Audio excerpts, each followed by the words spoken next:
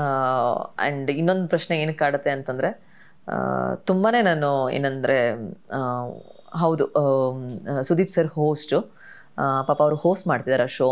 ಆದರೆ ನಾನು ಹೇಳೋದು ಒಂದು ರೆಸ್ಪಾನ್ಸಿಬಲ್ ಹೀರೋ ಆಗಿ ಅವರು ತುಂಬ ಸ್ಕ್ರ್ಯಾಚ್ ಡೇಸಿಂದ ಬಂದಿದ್ದಾರೆ ಆ್ಯಸ್ ಅನ್ ಆರ್ಟಿಸ್ಟ್.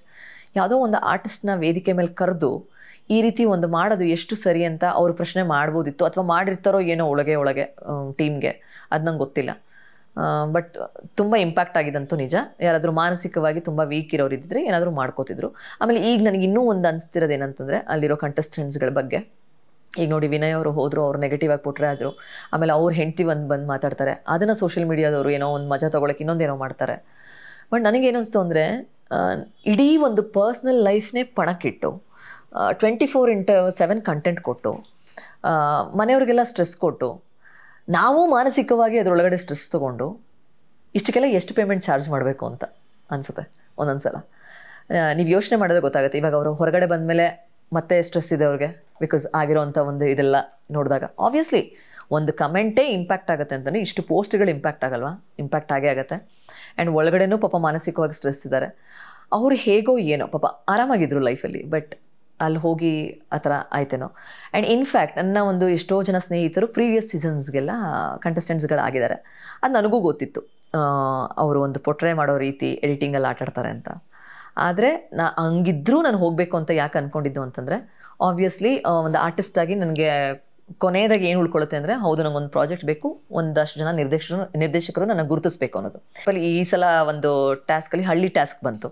ಎಷ್ಟು ಚೆನ್ನಾಗಿ ಯಾರು ಹಳ್ಳಿ ಭಾಷೆ ಮಾತಾಡಿದ್ರು ಗೊತ್ತಿಲ್ಲ. ಬೈ ಚಾನ್ಸ್ ಏನಾದರೂ ನಾನು ಅಲ್ಲಿದ್ದಿದ್ರೆ ಆಬ್ವಿಯಸ್ಲಿ ಮಂಡ್ಯದವರೆಲ್ಲ ನಾನು ಇಷ್ಟಪಡ್ತಿದ್ರು. ಆ ರೀತಿ ಒಂದು ಭಾಷೆ ಮಾತಾಡ್ತಿದ್ದೆ. ಬಿಕಾಸ್ ನೀವು ನೋಡಿರ್ತೀರ ಟಿಕ್ಟಾಕ್ ಸಮಯದಿಂದ ನಾನು ಮಂಜಮ್ಮ ಅನ್ನೋ ಒಂದು ಕ್ಯಾರೆಕ್ಟರ್ ಮಾಡ್ತಿದ್ದೆ, ಒಂದು ಕಂಟೆಂಟ್ ಮಾಡ್ತಿದ್ದೆ ಹಳ್ಳಿ ಭಾಷೆಯಲ್ಲಿ. ಸೊ ಆ ರೀತಿ ಒಂದು ನನ್ನ ವರ್ಸಟಾಲಿಟಿ ಆ್ಯಸ್ ಅನ್ ಆರ್ಟಿಸ್ಟ್ ನಾನು ತೋರಿಸ್ತಿದ್ದೆ ಆ ಸ್ಟೇಜಲ್ಲಿ. ಆ ಸ್ಟೇಜಿಂದ ನಮ್ಗೆ ಲೈಫ್ ಸಿಗುತ್ತೆ, ಫ್ಯೂಚರ್ ಸಿಗುತ್ತೆ, ಯಾವುದೋ ಒಂದು ದೊಡ್ಡ ಬ್ಯಾನರ್ ಬಂದು ನಮ್ಮ ಅಪ್ರೋಚ್ ಮಾಡುತ್ತೆ, ಇದೆಲ್ಲ ಆಗಲ್ಲ. ಆದರೆ ಶಾರ್ಟ್ ಪೀರಿಯಡ್ ಟೈಮಲ್ಲಿ ಜಾಸ್ತಿ ಜನಕ್ಕೆ ರೀಚ್ ಆಗ್ತೀವಿ. ಎಲ್ಲೋ ಒಂದು ಕಡೆ ನಿರ್ದೇಶಕರಿಗೆ ರೀಚ್ ಆಗ್ಬೋದು. ಓ, ಈ ಹುಡುಗಿಲಿ ಈ ಶೇಡು ಇದೆ, ಈ ಹುಡುಗಿಲಿ ಈ ಶೇಡು ಇದೆ, ಯಾಕೆ ಇವ್ರನ್ನ ನಾವು ಹಾಕೋಬಾರ್ದು ಅನ್ನೋ ಥರ ಅನಿಸ್ಬೋದು.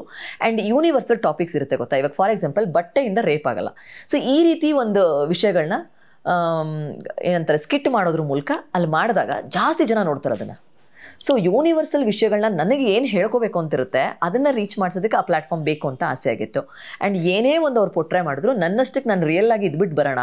ಬಿಕಾಸ್ ಅಲ್ಲಿ ಎಲಿಮಿನೇಟ್ ಆಗೋದು ನಂಗೆ ಮ್ಯಾಟ್ರೇ ಅಲ್ಲ, ಜನಗಳ ಮನಸ್ಸಲ್ಲಿ ಉಳಿಯೋದು ನಂಗೆ ಮ್ಯಾಟ್ರು. ನಾನು ರಿಯಲ್ ಆಗಿದ್ದರೆ ಒಂದು ವಾರಕ್ಕೆ ಎಲಿಮಿನೇಟ್ ಆದರೂ ಜನಗಳ ಮನಸ್ಸಲ್ಲಿ ಉಳಿದಿರ್ತೀನಲ್ಲ, ಅದನ್ನು ಅಳಿಸೋದಕ್ಕೆ ಆಗಲ್ವಲ್ಲ. ಬಿಕಾಸ್ ಈ ಸೀಸನ್ನ ನೆಕ್ಸ್ಟ್ ಸೀಸನ್ ಬಂದು ಅಳಿಸಾಕತ್ತೆ, ನೆಕ್ಸ್ಟ್ ಸೀಸನ್ನ ಅದ್ರ ನೆಕ್ಸ್ಟ್ ಸೀಸನ್ ಅಳ್ಸಾಕತ್ತೆ. ಬಟ್ ನಾವು ಜನಗಳ ಮನಸ್ಸಲ್ಲಿ ಒಂದು ಪಿಕ್ಚರ್ ಇಟ್ಕೋತಾರೆ ಗೊತ್ತಾ ನಮ್ಮ ಬಗ್ಗೆ, ಅದನ್ನು ಅಳ್ಸೋಕ್ಕೆ ಆಗಲ್ವಲ್ಲ. ಸೊ ಹಾಗಾಗಿ ನಾನು ಆ ರೀತಿ ಇದ್ಬಿಟ್ಟು ಬರೋಣ ಅಂತ ಒಂದು ಮೈಂಡ್ ಪ್ರಿಪೇರ್ ಆಗಿದ್ದೆ. ಮುಕ್ಕಲ್ದಿಂದ ಯಾರು ರೆಡಿ ಆಗ್ತಾರೆ ಹೇಳಿ? ಅಷ್ಟು ರೆಡಿ ಆಗಿದ್ದೀನಿ ಅಂದರೆ ಆ ಸ್ಟೇಜ್ ಮೇಲೆ ನಂಗೆ ರೆಸ್ಪೆಕ್ಟ್ ಇದೆ ಅಂತ ಅರ್ಥ. ಗೊತ್ತಿಲ್ಲ ಯಾಕೆ ಹಿಂಗೆ ಮಾಡಿದ್ರು ಅಂತ, ನನಗೂ ಇನ್ನೂ ಕ್ವೆಶನ್ ಮಾರ್ಕು. ಬಟ್ ಅವ್ರು ಏನೇ ಮಾಡಿದ್ರು ಇದು ಒಂದು ದೊಡ್ಡ ಡ್ಯಾಮೇಜ್ ಥರ. ಅಟ್ಲೀಸ್ಟ್ ಅವರು ಸೆಲೆಕ್ಟ್ ಮಾಡಬೇಕಿತ್ತು ಅಥವಾ ಹೇಳಬೇಕಿತ್ತು, ಈ ಥರ ನಾವು ರಿಜೆಕ್ಷನ್ಗೆ ತೊಗೋತಾ ಇದ್ದೀವಿ ಅಂತ ಹೇಳಬೇಕಿತ್ತು. ಒಂದಷ್ಟು ಪೇ ಮಾಡಬೇಕಿತ್ತು ಅದಕ್ಕೆ. ಅವಾಗ ಯಾರಿಗೂ ಬೇಜಾರಾಗ್ತಿರ್ಲಿಲ್ವೇ ಅಲ್ವಾ? ಅದು ನಂಗೆ ಬೇಜಾರಾಗುತ್ತೆ. ಅದು ಇವಾಗ ಒಳಗಡೆ ಇರೋ ಕಂಟೆಸ್ಟೆಂಟ್ನ ನೋಡಿ ಇನ್ನೂ ಬೇಜಾರಾಗುತ್ತೆ. ಪಾಪ ಅವ್ರು ಹೇಗಿರ್ತಾರೋ ದಿನ ಪೂರ್ತಿ. ಯಾಕಂದರೆ 1 ಅವರಲ್ಲಿ ಒಂದು ಮನುಷ್ಯನ ಕ್ಯಾರೆಕ್ಟರ್ನ ಡಿಸೈಡ್ ಮಾಡೋಕ್ಕಾಗಲ್ಲ. ಇವಾಗ ನಾನು ಬೆಳಗ್ಗೆ ಇದ್ದಿದ್ದು ಮೂಡು ಸಂಜೆ ಇರಲ್ಲ, ಇವಾಗ ಇನ್ನೊಂದು ಸ್ವಲ್ಪ ಹೊತ್ತಾದಮೇಲೆ ಇನ್ನೂ ಇರಲ್ಲ. ಸೊ ಹಾಗಾಗಿ 1 ಅವರಲ್ಲಿ ಹೆಂಗೆ ತೋರಿಸ್ತಾರೆ ಒಂದು ವ್ಯಕ್ತಿದ್ದು ಕ್ಯಾರೆಕ್ಟರೈಸೇಷನ್ನ?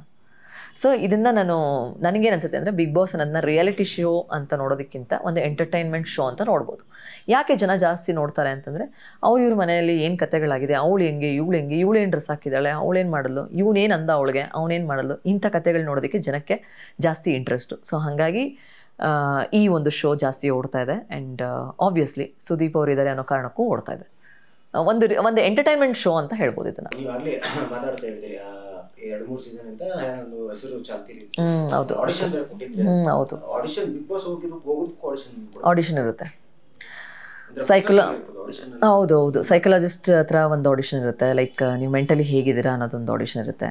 ಆ್ಯಂಡ್ ಡೈರೆಕ್ಟ್ ಕ್ವಶನ್ಸ್ಗಳನ್ನ ಕೇಳ್ತಾರೆ. ಲೈಕ್ ಈಗ ಫಾರ್ ಎಕ್ಸಾಂಪಲ್ ನಿಮ್ಮ ಕಂಟೆಸ್ಟೆಂಟ್ ಆಗಿ ನನಗೆ ಕೇಳಿದಂಥ ಕ್ವಶನ್ ಇದು. ಮುಂಬೈ ಹೆಡ್ ಅವರು ಸಲ್ಮಾನ್ ಖಾನ್ ಅವರು ಇರ್ತಾರೆ ನಿಮ್ಮ ಕಂಟೆಸ್ಟೆಂಟ್ ಆಗಿ. ಅವ್ರೇನಾದರೂ ತಪ್ಪು ಮಾಡ್ತಾರೆ, ಅವಾಗ ಸಲ್ಮಾನ್ ಖಾನು ಬೇಡಪ್ಪ ಅಂತ ಮಾತಾಡಿದ್ರೆ ಸುಮ್ಮನೆ ಇದ್ಬಿಡ್ತೀರಾ ಅಥವಾ ಮಾತಾಡ್ತೀರಾ ಅಂತ. ಅದಕ್ಕೆ ನಾನು ಹೇಳಿದ್ದೆ, ಅವರಾದ್ರೇನು ಅವರಪ್ಪ ಆದ್ರೇನು ಮಾತಾಡ್ತೀನಿ ಅಂತ. ಸೊ ಹಾಗಾಗಿ ಆ ರೀತಿ ಒಂದು ಡೈರೆಕ್ಟ್ ಕಾನ್ಫ್ರಂಟ್ ಮಾಡ್ತಾರೆ ಕ್ವಶನ್ಸ್ಗಳನ್ನ. ಅಂದರೆ ಹೆಂಗಿದ್ದಾರೆ ಇವರು ಏನು ಅಂತ. ಆ್ಯಂಡ್ ಪರ್ಸ್ನಲ್ ಲೈಫ್ ಬಗ್ಗೆ ಒಂದಷ್ಟು ಕ್ವಶನ್ಸ್ಗಳನ್ನ ಕೇಳ್ತಾರೆ. ಆ್ಯಂಡ್ ಸೈಕಾಲಜಿಸ್ಟ್ ಹತ್ರ ಒಂದು ಸೆಷನ್ ಇರುತ್ತೆ. ನಾವು ಹೇಗಿದ್ದೀವಿ ಮಾನಸಿಕವಾಗಿ ಏನದನ್ನು ಟೆಸ್ಟ್ ಮಾಡೋದಕ್ಕೆ. ಆ್ಯಂಡ್ ಹೆಲ್ತ್ ಚೆಕಪ್ಸ್ಗಳು ಒಂದಷ್ಟು ಆಗಿರುತ್ತೆ. ಸೊ ಎಲ್ಲವನ್ನೂ ಮಾಡೇ ಹೋಗೋದು ಒಳಗೆ. ಸೊ ಈ 50 ದಿನದಲ್ಲಿ ನೀವು ನೋಡಿದಂಗೆ ಸುಮಾರು ಜಗಳಗಳಾಗಿದ್ದಾವೆ, ಕಿತ್ತಾಟಗಳಾಗಿದ್ದಾವೆ, ಅದ್ರ ಜೊತೆಗೆ ಒಂದಿಷ್ಟು ಲವ್ ಸ್ಟೋರೀಸು. ಸೊ ಇದೆಲ್ಲ ನೋಡಿದಾಗ ನಂಗೆ ಲವ್ ಸ್ಟೋರಿ ಬಗ್ಗೆ ಸಿಲ್ಲಿ ಅನಿಸುತ್ತೆ. ಇಲ್ಲಿ ಎಷ್ಟೊಂದು ವರ್ಷಗಳಿಂದ ನಾವು ಪರಿಚಯ ಇರೋರ ಮೇಲೆ ಲವ್ ಆಗಲ್ಲ, ಒಂದು ವಾರಕ್ಕೆ ಹೆಂಗೆ ಲವ್ ಆಗುತ್ತೆ ಅನಿಸುತ್ತೆ.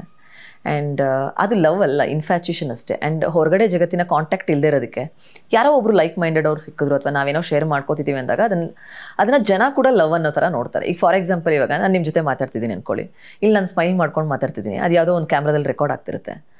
ಆ ಒಂದು ನಾವು ಏನು ಮಾತಾಡ್ತಿದ್ದೀವಿ ಅನ್ನೋ ಒಂದು ಟಾಕ್ನ ನೀವು ತೆಗೆದಾಕ್ಬಿಟ್ಟು ಅದ್ರ ಮೇಲೆ ಒಂದು ರವಿಚಂದ್ರನ್ ಸಾಂಗ್ ಹಾಕ್ಬಿಟ್ಟು ಟೆಲಿಕಾಸ್ಟ್ ಮಾಡಿದ್ರೆ ಸೋಷಿಯಲ್ ಮೀಡಿಯಾದಲ್ಲಿ ಜನ ಅನ್ಕೋತಾರೆ ಓ ಏನೋ ಇದೆ ಇವ್ರಿಬ್ರಿಗೂ ಅಂತ. ಸೊ ಅದು ಹಂಗೆ ವರ್ಕ್ ಆಗುತ್ತೆ. ಇಲ್ಲಿ ಬೇಸಿಕಲಿ ಎಲ್ಲ ಪ್ರೋಗ್ರಾಮ್ಸ್ಗಳು ಮತ್ತು ಸೋಷಿಯಲ್ ಮೀಡಿಯಾದಲ್ಲಿ ಬರೋವಂಥ ರೀಲ್ಗಳು ಕಂಟೆಂಟ್ಗಳು ವರ್ಕ್ ಆಗ್ತಿರೋದು ಜನಗಳ ಮೈಂಡ್ ಸೆಟ್ ಮೇಲೆ. ಅದಕ್ಕೆ ತಾನೇ ನಾವು ನೆಗೆಟಿವ್ ತಮ್ನೇಲ್ ಹಾಕೋದು, ಜನ ಬರ್ತಾರೆ ಒಳಗಡೆ ಅಂತ. ಬಟ್ ಒಳಗಡೆ ನೀವು ಪಾಸಿಟಿವೇ ಇಟ್ಕೊಳ್ಳಿ, ತಮ್ನೇಲ್ ಕ್ಯಾಚಿ ಆಗಿರಬೇಕು. ಯಾಕಂದರೆ ಜನಗಳ ಮೈಂಡ್ ಸೆಟ್ಟೇ ಅದು. ಬಿಕಾಸ್ ಜನಗಳು ನೆಗೆಟಿವಿಟಿ ಜಾಸ್ತಿ ಇಷ್ಟಪಡ್ತಾರೆ. ಯಾರಾದರೂ ಜಗಳ ಆಡ್ತಿದ್ರೆ ನೋಡ್ತಾರೆ, ಅಳ್ತಿದ್ರೆ ನೋಡ್ತಾರೆ. ನೀವು ನೆಟ್ಟಿಗೆ ರೋಡಲ್ಲಿ ನಡ್ಕೊಂಡೋಗಿ ಯಾರೂ ನೋಡಲ್ಲ, ನಿಮ್ಮನ್ನ ಸೊಟ್ಟಿಗೆ ನಡ್ಕೊಂಡೋಗಿ ಇವಳೇನು ಗುರು ಹಿಂಗೆ ನಡ್ಕೊಂಡು ಹೋಗ್ತಾಯಿಲ್ಲ ಅಂತ ನೋಡ್ತಾರೆ. So that is the concept of whole ಏನಂತಾರೆ ಎಂಟರ್ಟೈನ್ಮೆಂಟ್ ಶೋ ಅಂತ ಏನು ಬರ್ತಿದೆ ಅದು. ಆ ಲವ್ ಅನ್ನೋದಂತೂ ಸಿಲ್ಲಿ. ಯಾಕೆ ಅಂತಂದರೆ 10 ವರ್ಷ ಲವ್ ಮಾಡಿ ಮದುವೆ ಆಗಿ ಡಿವೋರ್ಸ್ಗಳಾಗಿರೋದು ಎಷ್ಟು ಕಥೆಗಳಿದೆ. ಅದು ಹೆಂಗೆ ಒಂದು ವಾರಕ್ಕೆ ಲವ್ ಆಗುತ್ತೆ ಅನ್ನೋದೇ ಗೊತ್ತಿಲ್ಲ. ಅದೇ ನೀವು ಹೇಳ್ದಂಗೆ ನನಗೆ ಇದೆಲ್ಲ ಕ್ಯೂರಿಯಾಸಿಟಿ ಇದೆ. ನನಗೆ ಯಾರ ಮೇಲಾದರೂ ಲವ್ ಆಗ್ತಿತ್ತಾ ಹೋಗಿದ್ರೆ, ಅಥವಾ ಯಾವನಾದರೂ ಅಪ್ರೋಚ್ ಮಾಡಿದರೆ ಸರಿಯಾಗಿ ಟಾಂಗ್ ಕೊಡ್ತಿದ್ನ ಅವನಿಗೆ, ಇದೆಲ್ಲ ಇದೆ. ನನಗೆ ಗೊತ್ತಿಲ್ಲ ಅದು ಹೆಂಗೆ ಲವ್ ಆಗುತ್ತೆ. ಒಂದು ವಾರಕ್ಕೆ ಲವ್ ಆಗೋದಂತೂ ಸುಳ್ಳು. ಆಮೇಲೆ ಇನ್ನೂ ಒಂದು ನನಗೇನು ಇದು ಅಂತಂದರೆ, ಅವ್ರಿಗೆಲ್ಲೋ ಲವ್ ಆಗಿರುತ್ತೆ, ಆಮೇಲೆ ಅವ್ರಿಗೆ ಇದು ಏನೋ ಫೀಲಿಂಗ್ ಸ್ಟಾರ್ಟ್ ಆಗಿಬಿಡುತ್ತೆ, ಅವ್ರು ಎಲಿಮಿನೇಟ್ ಆಗಿ ಹೋಗ್ತಾ ಇದ್ದಾರೆ, ಅದೆಲ್ಲ ಸುಳ್ಳು. ನನಗೆ ಅದೇನೋ ಅನಿಸಲ್ಲ ಆ ಥರ ಬರುತ್ತೆ ಫೀಲಿಂಗ್ ಅಂತ. ಸೊ ನೀವೇ ಹೇಳಿದ್ರಿ ನಾನಿದ್ರೆ ಹಂಗೆ ಮಾಡ್ತಾ ಇದ್ದೆ, ನಾನೇ ಇದು ಮಾಡ್ಕೊತಾ ಇದ್ದೆ ಅಂತ. ಸೊ ಇದೇ ತರ ಜಗಳ ಜಾಸ್ತಿ ಆಡ್ತಿದ್ದೆ, ಅದಂತೂ ನಿಜ. ನೀವು ಇದು ಮಾಡ್ಕೊಂಡಾಗ ಅದು ಮೊನ್ನೆ ನೀವು ಮಾತಾಡಿದ್ದು ಒಂದು ವಿಚಾರ ತುಂಬಾ ಚರ್ಚೆ ಆಯ್ತು, ಬೆಳೆ ವಿಚಾರಕ್ಕೆ ಹೌದೌದು ಏನು ನಾನಲ್ಲಿ ಇರ್ಬೇಕಿತ್ತು. ಹೌದು. ಸೊ ನಿಮ್ಗೆ ಆ ಸ್ಟೇಟ್ಮೆಂಟ್ ಕೊಟ್ಟ ಮೇಲೆ ನಿಮ್ಗೆ ಆ ಥರದ್ದು ಪ್ರತಿಕ್ರಿಯೆಗಳು ಬಂದು ಏನ್ ಕತೆ? ಇನ್ನೊಂದು ಹೇಳ, ಇವಾಗ ಅಲ್ಲಿ ಏನೇ ಮಾತಾಡಿದ್ರು ಹೈಲೈಟ್ ಆಗುತ್ತೆ. ಈಗ ಫಾರ್ ಎಕ್ಸಾಂಪಲ್ ವಿನಯ್ ಅವರು ಏನೋ ಪಾಪ ಬೆಳೆ ಬಗ್ಗೆ ಮಾತಾಡಿದ್ರು ಅಂತ ಅಷ್ಟು ಹೈಲೈಟ್ ಆಗಿದೆ ಅಲ್ವಾ. ಆಚೆ ಕಡೆ ಎಷ್ಟು ಜನ ಇದ್ದಾರೆ ಬೆಳೆ ಬಗ್ಗೆ ಮಾತಾಡೋರು?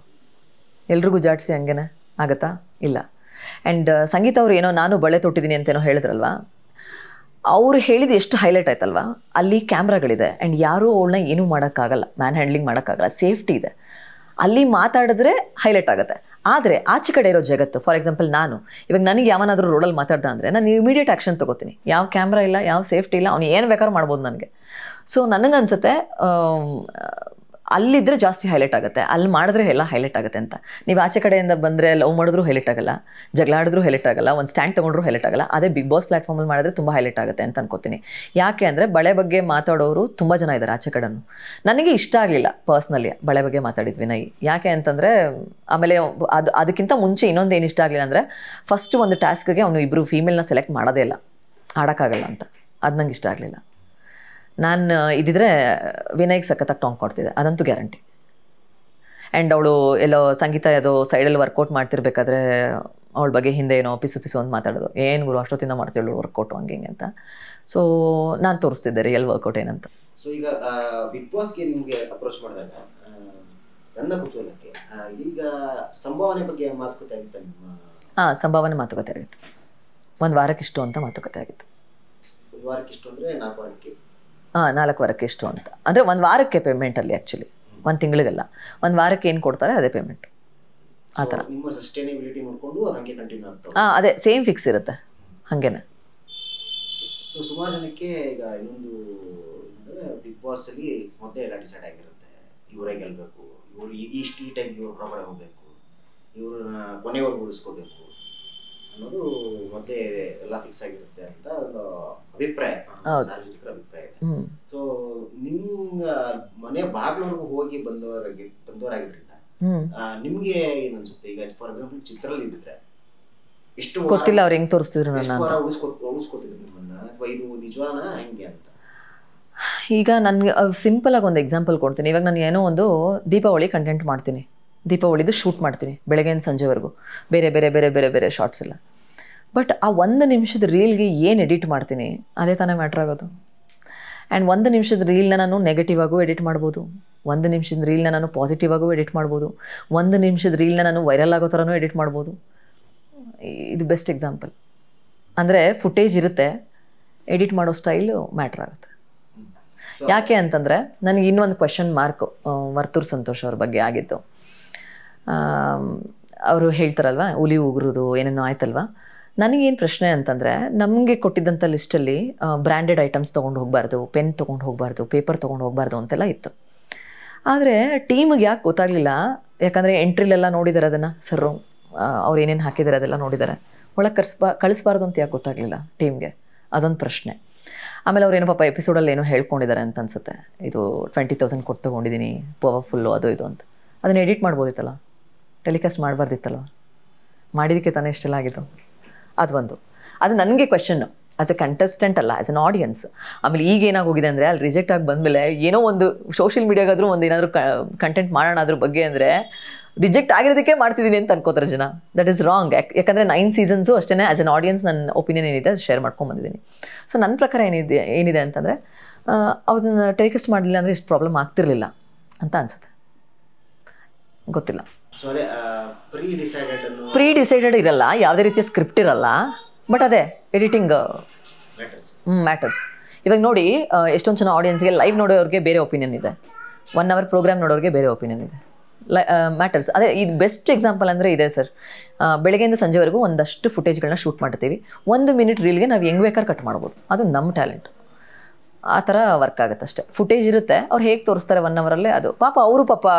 ಅವರು ಒಂದು ಇದ್ರ ಬಗ್ಗೆನೋ ರೀಚ್ ಬಗ್ಗೆನೋ ಥಿಂಕ್ ಮಾಡಬೇಕಲ್ಲ, ಫಾರ್ಮ್ಯಾಟು ಪ್ರೋಸೆಸ್ಸು ಅಂತ. ಇಲ್ಲ ಸರ್, ಅದು ಪಾಪ ಅವ್ರಿಗೆ ಬಿಟ್ಟಿದ್ದು. ನಾನಂತೂ ಆಡಿಯನ್ಸ್ ಆಗಿ ಏನು ಹೇಳಲ್ಲ, ಬಿಕಾಸ್ ನನಗದು ನಂಬಿಕೆ ಇಲ್ಲ ಆಡಿಯನ್ಸ್ ಆಗಿ ಗೆಲ್ತಾರೆ ಅಂತ. ಯಾಕಂದರೆ ನಾನು 9 seasons ಫಾಲೋ ಮಾಡಿರೋದ್ರಿಂದ ನನಗೇನು ಅನಿಸುತ್ತೆ ಅಂತಂದರೆ, ಅರುಣ್ ಸಾಗರ್, ವಿಜಯ ರಾಘವೇಂದ್ರ ಸರ್ ಇದ್ದಿದ್ದ ಸೀಸನಲ್ಲಿ ಅರುಣ್ ಸಾಗರ್ ಗೆಲ್ಲಬೇಕಿತ್ತು ಅಂತ ಅನಿಸುತ್ತೆ ಎಲ್ಲ ಆಡಿಯನ್ಸ್ಗೂ. ಆ್ಯಂಡ್ ಅಕುಲ್ ಮತ್ತು ಸೃಜನ್ ಲೋಕೇಶ್ ಇದ್ದಂಥ ಒಂದು ಇದರಲ್ಲಿ ಸೃಜನ್ ಗೆಲ್ಲಬೇಕಿತ್ತು ಅನಿಸುತ್ತೆ, because he is very spontaneous. Akul ಅವರು ಇಲ್ಲ ಅಂತ ನಾನು ಹೇಳ್ತಿಲ್ಲ, ಬಟ್ ಜಾಸ್ತಿ ಆಡಿದವ್ರು ಇವರು. ಆ್ಯಂಡ್ ಅವ್ರ ತಾತ ನಮ್ಮ ಒಂದು ಇಂಡಸ್ಟ್ರಿನ ಹುಟ್ಟಾಕ್ದವರು, ಅವ್ರು ಗೆಲ್ಲಬೇಕಿತ್ತು ಅನಿಸುತ್ತೆ. ಆ್ಯಂಡ್ ಈಗ ಲೇಟೆಸ್ಟ್ ಸೀಸನಲ್ಲಿ ರೂಪೇಶ್ ಶೆಟ್ಟಿ ರಾಕೇಶಲ್ಲಿ 150 daysಲ್ಲಿ ರಾಕೇಶ್ ಒಂದೇ ಥರ ಇದ್ದಾನೆ. ಸೊ ರಾಕೇಶ್ ಗೆಲ್ಲಬೇಕಿತ್ತು ಅನಿಸುತ್ತೆ. ಸೊ ಆಡಿಯನ್ಸ್ ವರ್ಕ್ ಆಗಲ್ಲ, ಅವ್ರು ಟ್ವಿಸ್ಟ್ ಕೊಡ್ತಾರೆ, ನಾವೇನು ಅನ್ಕೋತೀವಿ ಅದಕ್ಕೆ ಉಲ್ಟಾ ಮಾಡ್ತಾರೆ. ಗೊತ್ತಿಲ್ಲ, ಅದಿರ್ಬೋದೇನೋ. ಪಾಪ ಅಲ್ಲ, ಅವರು ಫಾರ್ಮ್ಯಾಟ್ ಪ್ರೋಸೆಸ್ ಪಾಪ ಅವ್ರೇನು ಮಾಡೋಕ್ಕಾಗುತ್ತೆ ಸರ್, ಅಷ್ಟು ದೊಡ್ಡ show. And nobody, it's none of our business ಅದ್ರ ಬಗ್ಗೆ ಮಾತಾಡೋದಕ್ಕೆ.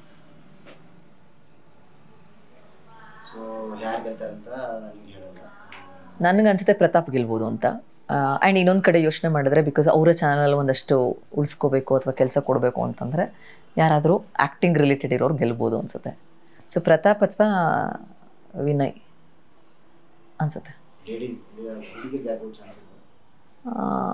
ಗೊತ್ತಿಲ್ಲ. ಸಂಗೀತ ಹುಡುಗಿರಿಗೆ ಚಾನ್ಸ್ ಇದ್ರೆ ಸಂಗೀತ ಅನಿಸುತ್ತೆ.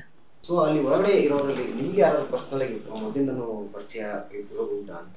ಸಂಗೀತ ಪರಿಚಯ, ತನಿಷಾ ಪರಿಚಯ, ವಿನಯ್ ತುಂಬ ಪರಿಚಯ ಇಲ್ಲ, ಬಟ್ ಹಾಯ್ ಬಾಯ್ ಅಷ್ಟೇ. ಪ್ರತಾಪ್ ಅವರೇನಿಲ್ಲ, ತುಕಾಲಿ ಸಂತೋಷ್ ಇಲ್ಲ, ಗೊತ್ತಿಲ್ಲ, ಇಲ್ಲ ಅಷ್ಟೇ. ತನಿಷಾ ಜಾಸ್ತಿ ಪರಿಚಯ. Tanisha actually favourite contestant, because ಹೆಂಗಿದ್ದಾರೆ ಹಂಗೆ ಇದ್ದಾರೆ. ನನಗೆ ತನಿಷಾ ಇಷ್ಟ ಆಗುತ್ತೆ. ಆ್ಯಂಡ್ ಅವ್ರು ಆಡ್ತಾ ಇರೋ ರೀತಿನೂ ಇಷ್ಟ ಆಗುತ್ತೆ. ಎಷ್ಟೊಂದು ಸಲ ವರ್ತೂರ್ ಸಂತೋಷ್ ಅವ್ರ ಜೊತೆ ಕನೆಕ್ಟ್ ಮಾಡಿ ಮಾತಾಡಿದಾಗಲೂ ಬೇರೆ ಯಾರಾದರೂ ಆಗಿದ್ದರೆ ಹುಡುಗಿರ ಜಾಗದಲ್ಲಿ ಹೆಂಗೆಂಗೋ ಮಾತಾಡ್ಬಿಟ್ರೆ, ಈವನ್ ನಮ್ರತನೂ ಪರಿಚಯ ನನಗೆ. So Tanisha favourite contestant, fake ಇಲ್ಲ. ತನಿಷಾ ಅದೇ ಹೆಂಗಿದ್ದಾರೆ ಹಾಗೆ ಇದ್ದಾರೆ, ಯಾವುದೇ ರೀತಿಯ ಕಾಣಿಸ್ಕೋಬೇಕು ಅನ್ನೋದಿಲ್ಲ ಅಥವಾ ಬೇರೆ ರೀತಿ ಇಲ್ಲ. ಬಿಕಾಸ್ ಎಷ್ಟೊಂದು ಜನದ ಇಂಪ್ರೆಷನ್ಸ್ ಬೇರೆ ಇತ್ತು ಅವ್ರ ಮೇಲೆ. ಯಾಕಂತಂದರೆ ಆಬ್ವಿಯಸ್ಲಿ ನಾವು ಮಾಡೋವಂಥ ಪಾತ್ರಗಳು ಸೆಕ್ಸಿ ಕ್ಯಾರೆಕ್ಟ್ರ್ ಮಾಡಿರೋದ್ರಿಂದ ನೋಡಿ ಅದು ಹೆಂಗೆ ಡಿಫರ್ ಆಗುತ್ತೆ. ಸೆಕ್ಸಿ ಕ್ಯಾರೆಕ್ಟ್ರ್ ಮಾಡಿದವರು ಎಷ್ಟು ಒಳ್ಳೆಯವ್ರು ಇರ್ತಾರೆ, ಆ್ಯಂಡ್ ಪಾರ್ವತಿ ಕ್ಯಾರೆಕ್ಟರ್ ಮಾಡಿದವ್ರದ್ದು ಒಪಿನಿಯನ್ ಹೆಂಗೆ ಚೇಂಜ್ ಆಗುತ್ತೆ ಜನಗಳಿಗೆ. ಸೊ ಹಂಗೆ ಅದು ಡಿಫರ್ ಆಗುತ್ತೆ ಅನ್ಕೋತೀನಿ. But Tanisha actually playing well and real. ಕಾಣಿಸ್ಕೋಬೇಕು ಅಥವಾ ಯಾವುದೋ ಒಂದು ಹಿಡ್ಕೊಂಡು ಹೋಗಬೇಕು ಅನ್ನೋದೆಲ್ಲ ಇಲ್ಲ, ಅವಳೊಬ್ಬಳೇ ಆಡ್ತಿದ್ದಾಳೆ. ಫಸ್ಟ್ 2 ವಾರ ನಮ್ಮ ಮನೇಲಿ ಹಾಕಕ್ಕೆ ಬಿಡಲಿಲ್ಲ, ಬೇಜಾರು ಮಾಡಿಕೊಂಡು. ಬಟ್ ಈಗ ನೋಡೋದೇ ಬೇಡ ಸರ್ ಎಪಿಸೋಡ್, ಸೋಷಿಯಲ್ ಮೀಡಿಯಾನೇ ಸಾಕು, ಅಲ್ಲೇ ಹೈಲೈಟ್ಸ್ ಬಂದುಬಿಡುತ್ತಲ್ಲ. ಅದಷ್ಟೇ ನೋಡ್ತೀನಿ. ಆ್ಯಂಡ್ ವೀಕೆಂಡ್ ಎಪಿಸೋಡ್ಸ್ ನೋಡ್ತೀನಿ, ಇವ್ರು ಏನು ಮಾತಾಡ್ತಾರೆ ಅಂತ, ಸುದೀಪ್ ಸರ್ ಏನು ಮಾತಾಡ್ತಾರೆ ಅಂತ ನೋಡ್ತೀನಿ. ಯಾವುದೋ ಒಂದು ಲಾಸ್ಟ್ ವೀಕೆಂಡಲ್ಲಿ ಹೇಳಿದ್ರಂತೆ, ಎಷ್ಟೊಂದು ಜನ ಯೋಗ್ಯತೆ ಇರೋರನ್ನ ನಾವು ಮನೆಗೆ ಕಳಿಸ್ಬಿಟ್ಟಿದ್ದೀವಿ ಅಂತ ಹೇಳಿದ್ರಂತೆ. ಆ ಎಪಿಸೋಡ್ ನಾನು ನೋಡಿರಲಿಲ್ಲ, ಸೊ ಆವತ್ತಿಂದ ಮಿಸ್ ಮಾಡಬಾರ್ದಂತ ನೋಡ್ತಿದ್ದೀನಿ ಎಲ್ಲ ಅಂದರೆ ಇದು ವೀಕೆಂಡ್ ಎಪಿಸೋಡ್ಸ್ ನೋಡ್ತಿದ್ದೀನಿ. ಅಂದರೆ ಮೋಸ್ಟ್ಲಿ ನಮ್ಮ ಇಬ್ಬರದ ಬಗ್ಗೆನೇ ಹೇಳಿರ್ತಾರೆ ಅವರು, ನಂದು ಮತ್ತು ಅವಿನಾಶ್ ಬಗ್ಗೆ. ಎಷ್ಟೊಂದು ಜನ ಅರ್ಹತೆ ಇರೋರು, ತುಂಬ ಹಠ ಇದ್ದವರು ವಾಪಸ್ ಮನೆಗಳಿಗೆ ಹೋಗಿದ್ದಾರೆ ಅಂತ ಹೇಳಿದ್ದಾರೆ ವೀಕೆಂಡ್ ಎಪಿಸೋಡಲ್ಲಿ. ಗೊತ್ತಿಲ್ಲ, ಮೋಸ್ಟ್ಲಿ ನನಗನ್ಸುತ್ತೆ, ನನಗೇನು ಅನಿಸುತ್ತೆ ಗೊತ್ತಾ ಸರ್, ಒಳಗಡೆ ಒಂದು ಟಾಕ್ ಆಗಿರುತ್ತೆ, ಕೇಳಿರ್ತಾರೆ ಯಾಕೆ ಹಿಂಗೆ ಕರೆಸಿ, ಯಾಕೆ ಹಿಂಗೆ ಮಾಡಿದ್ರಿ ಏನು ಅಂತೆಲ್ಲ. ಬಟ್ ಅಲ್ಲಿ ಎಲ್ಲ ಮೀರೋಗ್ಬಿಟ್ಟಿದೆ, ಸಮಯ ಆಗೋಗಿದೆ, ಎಲ್ಲ ಆಗೋಗ್ಬಿಟ್ಟಿದೆ. ಈಗೇನು ಮಾಡೋಕ್ಕಾಗಲ್ಲ ಅವ್ರಿಗೂ. ಆ್ಯಂಡ್ ಎಲ್ಲ ಇಂಟರ್ವ್ಯೂಸಲ್ಲೂ ನಾನು ವೈಲ್ಡ್ ಕಾರ್ಡ್ ಹೋಗಲ್ಲ ಅಂತ ಹೇಳಿರೋದ್ರಿಂದ ನಂಗೆ ಅಪ್ರೋಚ್ ಬಂದಿಲ್ಲ. ಅಬ್ಸರ್ವ್ ಮಾಡ್ತಿರ್ತಾರೆ, ಅಬ್ಸರ್ವ್ ಮಾಡೋಕ್ಕೆ ಅಂತಲೇ ಒಂದು ಟೀಮ್ ಬಿಟ್ಟಿರ್ತಾರೆ. ನಾವು ಏನೇನು ಮಾತಾಡ್ತೀವಿ, ಎಲ್ಲೆಲ್ಲಿ ಏನೇನು ಮಾತಾಡ್ತೀವಿ, ನಮ್ಮ ಸ್ಟೇಟಸ್ ಏನೇನು ಆಗ್ತಿರ್ತೀವಿ, ಏನು ಹೇಳ್ತಾರೆ ಇವರು ಬಿಗ್ ಬಾಸ್ ಬಗ್ಗೆ, ಇದೆಲ್ಲ ಅಬ್ಸರ್ವ್ ಮಾಡೋಕ್ಕೆ ಅಂತ ಒಂದು ಟೀಮ್ ಬಿಟ್ಟಿರ್ತಾರೆ. ಆಬ್ವಿಯಸ್ಲಿ ನಾನು ಇಂಟರ್ವ್ಯೂಸ್ ಎಲ್ಲ ನೋಡಿರ್ತಾರೆ, ನಾನು ವೈಲ್ಡ್ ಕಾರ್ಡ್ ಹೋಗಲ್ಲ, ನನಗೆ ಇಂಟ್ರೆಸ್ಟ್ ಇಲ್ಲ ಅಂತ ಹೇಳಿರೋದನ್ನ. ಯಾಕಂದರೆ ಫ್ರೆಶ್ ಕಂಟೆಸ್ಟೆಂಟಾಗಿ ಹೋಗಿ ಕೆಪಾಸಿಟಿ ಇರಬೇಕಾದ್ರೆ ವೈಲ್ಡ್ ಕಾರ್ಡ್ ಹೋದವ್ರು ಯಾರೂ ನೆನಪಿರಲ್ಲ ಯಾರಿಗೂ, ಅದಕ್ಕೆ ಅದೇನು ಇಷ್ಟ ಆಗಲ್ಲ. ಸಪೋಸ್ ಈಗ ಫಾರ್ ಎಕ್ಸಾಂಪಲ್ ಈಗ ಅನ್ಕೊಳ್ಳಿ, ನೆಕ್ಸ್ಟ್ ಇಯರ್ ನಿಮಗೆ ಮತ್ತೆ ಬಿಗ್ ಬಾಸ್ ಇಂದ ಕಾಲ್ ಬರುತ್ತೆ, ಬನ್ನಿ ಮೇಡಮ್ ಈ ಸಲ ಫಿಕ್ಸು, ನಿಮ್ಮನ್ನ ನಾವು ಮನೆ ಒಳಗಡೆ ಕರ್ಕೊತೀವಿ, ಬಟ್ ಈ ಸಲ ವೋಟಿಂಗ್ ಪೋಲ್ ಇರುತ್ತೆ. ವೋಟಿಂಗ್ ಪೋಲ್ ಇರುತ್ತೆ ಅಂದರೆ ಹೋಗಲ್ಲ, ಭಯ, ಟ್ರಸ್ಟ್ ಕಳ್ಕೊಂಡ್ಬಿಟ್ಟಿದ್ದಾರೆ, ಹೋಗಲ್ಲ. ವೋಟಿಂಗ್ ಪೋಲ್ ಇರುತ್ತೆ ಅಂತಂದರೆ ಲೈವ್ ವೋಟಿಂಗ್ ಇದ್ದರೆ ಹೋಗ್ತೀನಿ. ನಾನು ಅದೇ ಅನ್ಕೋತಾ ಇದ್ದೆ, ಲೈವ್ ವೋಟಿಂಗ್ ಇಟ್ಟರೆ, Jio cinema with live voting ಇಟ್ಟಿದ್ರೆ ರಿಯಲ್ ಜನಗಳು ವೋಟ್ ಮಾಡೋರು, ಆ್ಯಂಡ್ ಇನ್ನೊಂದಷ್ಟು ರೆವೆನ್ಯೂ ಆ್ಯಡ್ ಆನ್ ಆಗಿರೋದು ಬಿಗ್ ಬಾಸ್ ಅನ್ನೋ ಕಾರ್ಯಕ್ರಮಕ್ಕೆ. ಆ್ಯಂಡ್ ಅವರೆಲ್ಲ ಅರ್ಜೆಂಟಲ್ಲಿ ಇದ್ದಿದ್ದರಿಂದ ಮೋಸ್ಟ್ಲಿ ಈ ರೀತಿ ಒಂದು ಆಗಿದೆ, ಏನೋ ಒಂದು ಅವಘಡ ನಡೆದಿದೆ. ಅವರು ಏನು ಬೇಕಂತ ಮಾಡಿಲ್ಲ, ಆದರೆ ಏನಂತ ಗೊತ್ತಾ, ಮಾಡಿರೋದು ತಪ್ಪೆ. ಬೇಕಂತ ಮಾಡಿಲ್ಲ, ಅದು ನಾನು ಒಪ್ಕೋತೀನಿ, ಮಾಡಿರೋದು ತಪ್ಪೆ, ಅದರಿಂದ ಇಂಪ್ಯಾಕ್ಟ್ ಆಗ್ತಿರೋದು ನಮಗೆ ತುಂಬ. ಈಗಲೂ ಎಷ್ಟೊಂದು ಕಡೆ, ಮೊನ್ನೆ ಯಾವುದೋ ಜ್ಯುವೆಲ್ರಿ ಶೋರೂಮ್ ಓಪನಿಂಗ್ ಹೋಗಿದ್ದೀನಿ, ಅಲ್ಲಿ ಯಾವುದೋ ಒಂದು ಮಾಡೆಲ್ ಬಂದುಬಿಟ್ಟು, ಮ್ಯಾಮ್ ನೀವು ಬಿಗ್ ಬಾಸಲ್ಲಿ ರಿಜೆಕ್ಟ್ ಆಗಿದ್ದಲ್ವಾ ಅಂತ ಸೆಲ್ಫಿ ತೊಗೋತಿದ್ದಾರೆ. ಅವ್ರಿಗೆ ಬೈಬೇಕಾ ಅಥವಾ ನಾನು ಸೆಲ್ಫಿ ತೊಗೋತಿದ್ದಾರೆ ಅಂತ ಖುಷಿ ಪಡಬೇಕಾ, ಅದು ನಂಗೆ ಗೊತ್ತಾಗ್ತಿಲ್ಲ. ಸೊ ಈ ರೀತಿ ಒಂದು ಏನಂತಾರೆ, ಇಕ್ಕಟ್ಟಿನ ಒಂದು ಸ್ಥಿತಿಯಲ್ಲಿ ಸಿಗಾಕೊಂಡಿದ್ದೀವಿ ನಾನು ಅವಿನಾಶ್ಗೂ ತುಂಬ ಬೇಜಾರಾಗಿದೆ. ನನಗೆ ಏನು ಅನಿಸ್ತಿದೆ ಗೊತ್ತಾ, ಇವಾಗ ನೆಕ್ಸ್ಟ್ ಸೀಸನ್ ಅವ್ರು ಏನಾದ್ರು ನಂಗೆ ಕರೆದುಬಿಟ್ಟು ನನ್ನಷ್ಟಕ್ಕೆ ನನ್ನ ಆಟ ಆಡಾಕ್ಬಿಟ್ರೆ ತುಂಬ ಒಳ್ಳೆ ಕಂಟೆಂಟ್ ಸಿಗುತ್ತೆ ಅವ್ರಿಗೆ, ಆ್ಯಂಡ್ ಚಿಂದಿ ಉಡಾಯಿಸ್ತೀನಿ ಆ ಪ್ಲ್ಯಾಟ್ಫಾರ್ಮ್ನ. ಅದ್ಬಿಟ್ಬಿಟ್ಟು ವೋಟಿಂಗ್ ಇದೆ ಅಂತ ಹೇಳಿದ್ರೆ ಖಂಡಿತವಾಗ್ಲೂ ಹೋಗಲ್ಲ. ಲೈವ್ ವೋಟಿಂಗ್ ಇದೆ ಅಂತಂದರೆ ಹೋಗ್ತೀನಿ. ಯಾಕೆ ಲೈವ್ ವೋಟಿಂಗ್ ಇದೆ ಅಂತಂದರೆ ಹೋಗ್ತೀನಿ ಅಂದರೆ ನಂಗೆ ನಂಬಿಕೆ ಇದೆ ಜನಗಳು ನನಗೆ ಸೆಲೆಕ್ಟ್ ಮಾಡ್ತಾರೆ ಅಂತ. ಓ ಟಿ ಟಿ ಹೋಗಲ್ಲ, ನಾಟ್ ಇಂಟ್ರೆಸ್ಟೆಡ್. ನಾವು ಓ ಟಿ ಟಿ ನಾವೇ ನೋಡಲ್ಲ, ಹಾಗಾಗಿ ಓ ಟಿ ಟಿಗೆ ಹೋಗಲ್ಲ. ಇನ್ನು 9 ಮಂತ್ಸಲ್ಲಿ ಶುರು ಆಗುತ್ತಂತೆ ಓ ಟಿ ಟಿ, ಹೋಗಲ್ಲ. ಓ ಟಿ ಟಿಗೆ ಹೋಗಲ್ಲ, ವೈಲ್ಡ್ ಕಾರ್ಡ್ ಹೋಗಲ್ಲ. ಕರೆದ್ರೆ ಫ್ರೆಶ್ ಆಗಿ ಕರೀಲಿ, ಹೋಗ್ತೀನಿ, ಆಡ್ತೀನಿ, ಬರ್ತೀನಿ ಅಷ್ಟೇ. ನನಗೂ ಅದೇ ಒಂದು ಇದಿತ್ತು, ಹೆಂಗಿರುತ್ತೆ ಏನು ಇದೆಲ್ಲ ಎಕ್ಸ್ಪೀರಿಯನ್ಸ್ ಮಾಡಬೇಕು ಅನ್ನೋ ಥರ. ಅದು ಗೊತ್ತಿತ್ತು, ಎಲ್ಲ ಹಳೆ ಫ್ರೆಂಡ್ಸ್ ಎಲ್ಲ ಹೋಗಿರೋದ್ರಿಂದ ಗೊತ್ತಿತ್ತು. ಆದರೂ ಏನೋ ಒಂದು ಇದು ಎಕ್ಸ್ಪೀರಿಯನ್ಸ್ ಮಾಡಬೇಕಿತ್ತು. ಫೋನ್ ಇಲ್ಲದೆ ಹೆಂಗಿರ್ಬೋದು, ಅಥವಾ ಯಾರ ಜೊತೆ ಹಿಂಗೆಲ್ಲ ಲವ್ ಆಗೋದು ಸತ್ಯನಾ, ಅಥವಾ ಅದೆಲ್ಲ ಆಯಿತು ಮನಸ್ಸಲ್ಲಿ, ಗೊತ್ತಿಲ್ಲ. ಬಟ್ ಅಲ್ಲ ನನಗೆ ಸ್ನೇಹಿತಂತೂ ನನಗಂತೂ ಇಷ್ಟನೇ ಇಲ್ಲಪ್ಪ. ಅವ್ರು ಆಡ್ತಾರೋ ರೀತಿ ಇದು ಎಲ್ಲ ಇಷ್ಟನೇ ಆಗ್ತಿಲ್ಲ ನನಗೆ. ಯಾವ ಲವರ್ ಬಾಯ್ ಥರ ಇದ್ದಾರೋ ನನಗೇನೋ ಅನ್ಸಲ್ಲಪ್ಪ. ಅಲ್ಲಿ ಯಾರೂ ಆ ಥರ ಇಷ್ಟಪಡೋ ಫಿಗರ್ಸೇ ಇಲ್ಲ. ಐ ಮೀನ್ ನಾನು ಹುಡುಗಿಯಾಗಿ ಹೇಳ್ತಿದ್ದೀನಿ, ಯಾರು ಏನು ಅಷ್ಟು ಇಷ್ಟ ಆಗಲ್ಲ. ಒಂದು ಲೆವೆಲ್ಗೆ Karthik is okay, I mean look wise ಆಗಿರ್ಬೋದು, ಆ್ಯಂಡ್ ಈವನ್ ಸೀರಿಯಲಲ್ಲಿ ಅವರ ಪರ್ಫಾರ್ಮೆನ್ಸ್ ಆಗಿರ್ಬೋದು. ಆ್ಯಂಡ್ ನೀತು ಬಗ್ಗೆ ಹೇಳಲೇಬೇಕು. Neetu was dressing so well. ಈ ಮುಂಚೆ ಬಿಗ್ ಬಾಸ್ ಸೀಸನ್ಗಳಲ್ಲಿ ತುಂಬ ಚೆನ್ನಾಗಿ ಡ್ರೆಸ್ ಮಾಡ್ಕೋತಿದ್ದಂದರೆ ದೀಪಿಕಾ ದಾಸ್, ಆಯಿತಾ. ಆ ಒಂದು ಪ್ಲೇಸ್ನ ಯಾರೂ ತುಂಬಿರಲಿಲ್ಲ ನೆಕ್ಸ್ಟ್ ಸೀಸನ್ಸಲ್ಲಿ. ಸೊ ನಾನು ಅದು ಅಂದ್ಕೊಂಡಿದ್ದೆ, ಐ ಮೀನ್ ಈ ಸೀಸನ್ ಹೋದರೆ ವೆಲ್ ಡ್ರೆಸ್ಡ್ ಆಗಿರಬೇಕು, ಯಾವಾಗಲೂ ನೀಟಾಗಿರಬೇಕು ಅನ್ನೋ ಥರ ಎಲ್ಲ. ಬಟ್ ಈ ಸಲ ನನಗೆ ಅನಿಸಿದ್ದಂದರೆ ನೀತು. ವೈ? ಬಿಕಾಸ್ ಅಲ್ಲಿ ಇಷ್ಟೊಂದು ಜನ ಆರ್ಟಿಸ್ಟ್ಗಳಿದ್ದಾರೆ, ಬಟ್ ಅವರೆಲ್ಲದು ಮೀರಿದ ಡ್ರೆಸ್ಸಿಂಗ್ ನೀತುದಿರ್ತಿತ್ತು. ಇನ್ಫ್ಯಾಕ್ಟ್ ನೀವು ಅವರು ಹೊರಗಡೆ ಬಂದಮೇಲೂ ಇಂಟರ್ವ್ಯೂಸಲ್ಲಿ ನೋಡಿ ಎಷ್ಟು ಚೆನ್ನಾಗಿ ಡ್ರೆಸ್ ಹಾಕಿರ್ತಾರೆ. ಸೊ ನೀತು ಬಗ್ಗೆ ಅದನ್ನು ಒಂದು ಅಪ್ರಿಷಿಯೇಟ್ ಮಾಡಲೇಬೇಕು ನಾನು. ಶಿ ಇಸ್ ವೆರಿ ಇದು. ಗೊತ್ತು ಸರ್, ಆ ಕಮ್ಯುನಿಟಿ ಇರೋರನ್ನ ಇಟ್ಕೋತಾರೆ ಅಂತ ಅನ್ಕೊಂಡಿದ್ದೆ ನಾನು. ಆ್ಯಕ್ಚುಲಿ ನೀತುಗಿಂತ ವೇಸ್ಟ್ ಇಷ್ಟೊಂದು ಜನ ಇದ್ದಾರೆ, ಬಟ್ ಯಾಕೆ ಇಟ್ಕೊಂಡಿದ್ದಾರೆ ಗೊತ್ತಿಲ್ಲ ನನಗೆ. ಆ್ಯಕ್ಚುಲಿ ನೀತು ಇರಬೇಕಿತ್ತು. ಆ್ಯಕ್ಚುಲಿ ಇವಾಗ ಒಂದು ಸ್ವಲ್ಪ ಓಪನ್ ಅಪ್ ಆಗಿ ಅವಳು ಆಟ ಆಡ್ತಾ ಇದ್ಲು, ಇರಬೇಕಿತ್ತು ಅನಿಸ್ತಿದೆ.